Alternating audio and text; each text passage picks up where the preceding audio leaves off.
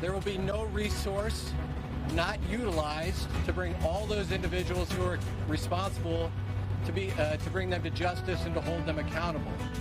One ICE detainee is dead, 2 others injured after a gunman opens fire at a Dallas ICE facility. Police say the shooter was positioned on a nearby roof and fired at the building and a transport van. The gunman is dead as police now search for a motive. Started wondering what was on, and then my neighbor across the street from me had texted me and told me what was going on, and it's just, you're kind of shocked and amazed that it could happen that close to you. Neighbors react as investigators swarm 2 homes connected to the suspected shooter, one in Collin County, one in Oklahoma. What we've just learned about the suspect's past. The Department of Homeland Security says it will increase security at all ICE facilities. More from investigators and what officials are now saying about the detainees caught in the attack. Investigators are trying to figure out what motivated a gunman to open fire on a Dallas ICE facility. Hello, everybody. I'm Heather Hayes. And I'm Casey Stiegel. It's 9 o'clock. Homeland Security officials have shared 2 different photos showing damage from inside the ICE facility located along I-35 north of Mockingbird. Bullet holes can be seen in a window and on a flag display. 1 detainee was killed in the shooting, 2 others critically injured. Police say they were in a transport van. The sources tell us the suspect is 29-year-old Joshua Jahn.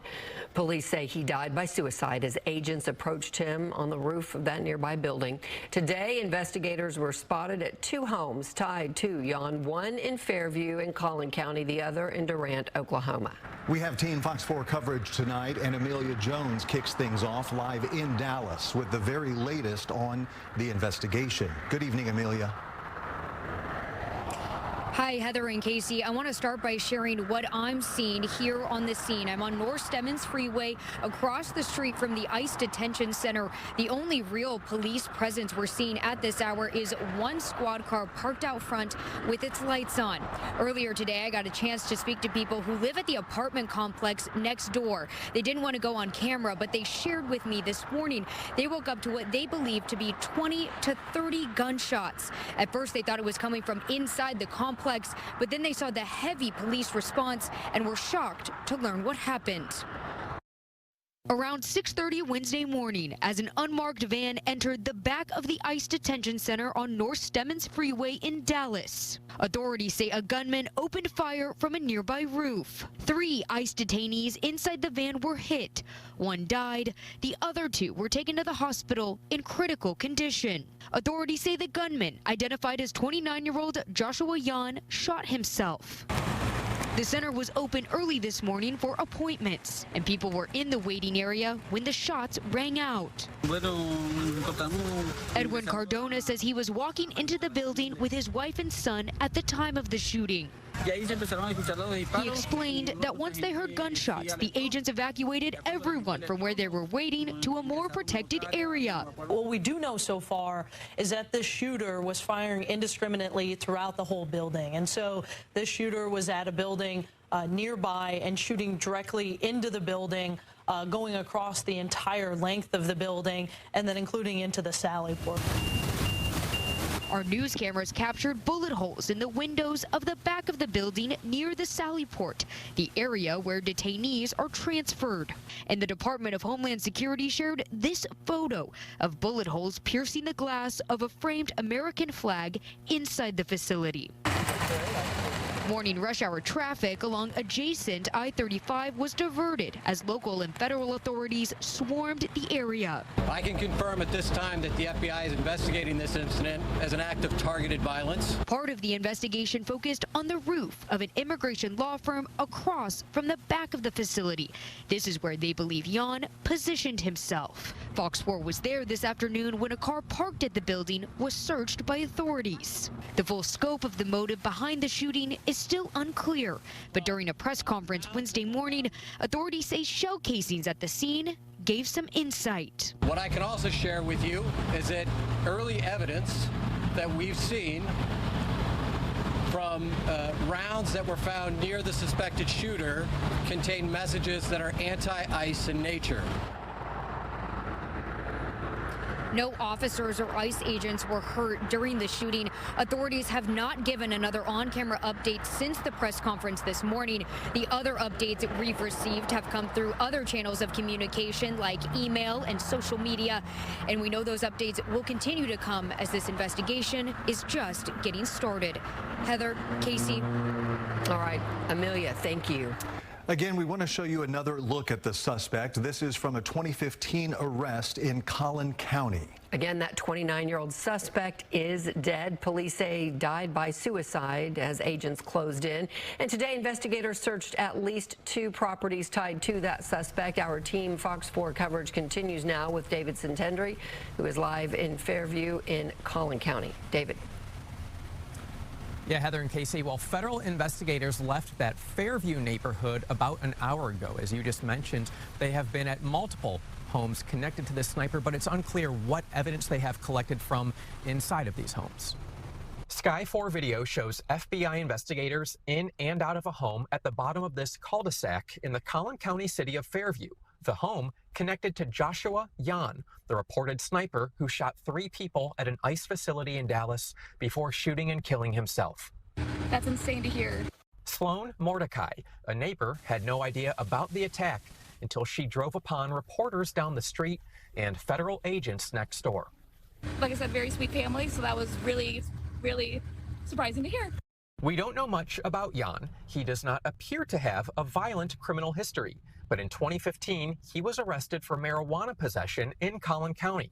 And while records show Jahn is connected to this home in Fairview, records indicate he most recently lived in Durant, Oklahoma.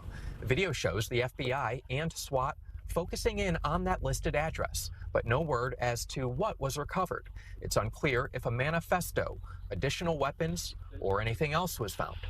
It is unfortunately just the most recent example we've seen of targeted violence.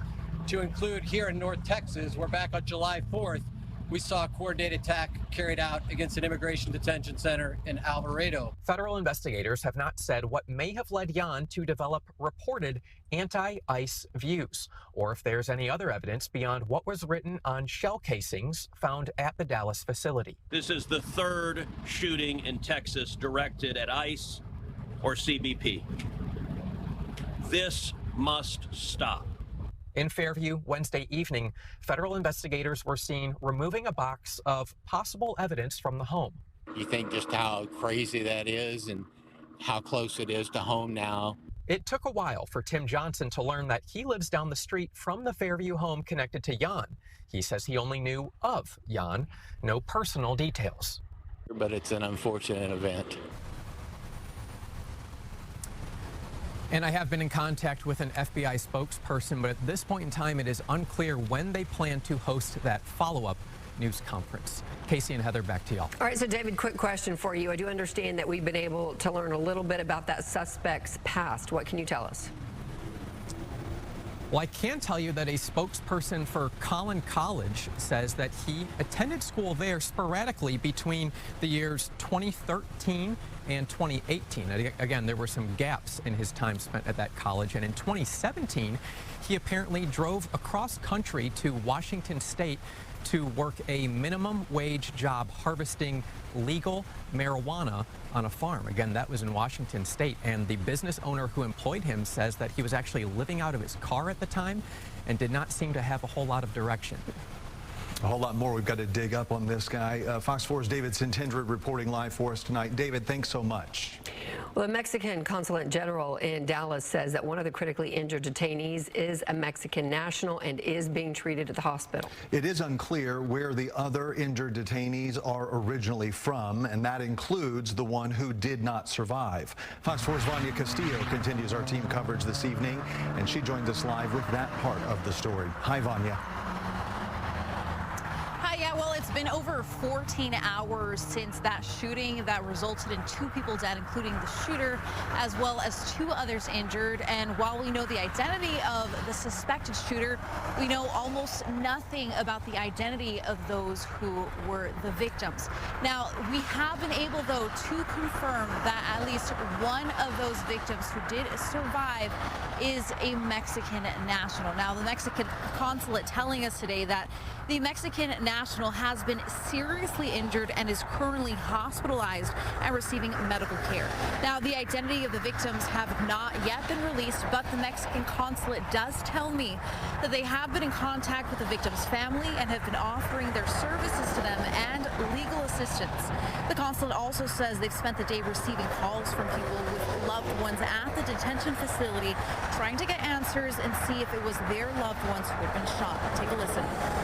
I mean, they were obviously trying to get some information, some ease of mind.